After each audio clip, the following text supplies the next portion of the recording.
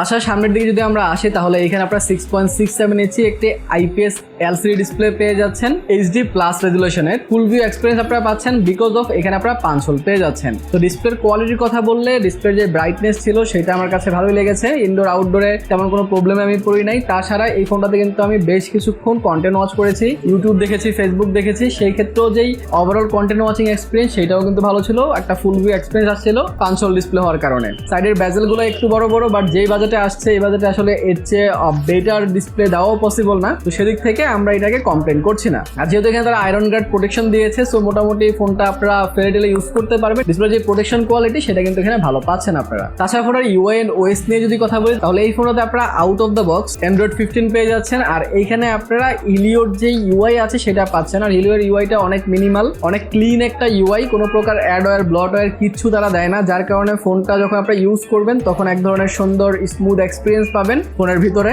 আর যেহেতু 120 Hz refresh রেটও দেওয়া হয়েছে, সো একটা স্মুথনেস তো আপনারা পাবেনই। অ্যানিমেশনও তারা অ্যাড করেছে, আপনারা যখন অ্যাপে ঢুকবেন, অ্যাপ থেকে বের হবেন, সেই যে অ্যানিমেশনটা সেটাও কিন্তু খুব সুন্দর লাগছে আমার কাছে। ওভারঅল তাদের যে ইউআই সেটা আমার কাছে বরাবরই ভালো লাগে, এবারও তার ব্যতিক্রম নয়। এখনো তাদের ইউআই এর যে এক্সপিরিয়েন্স সেটা কিন্তু ভালো ছিল।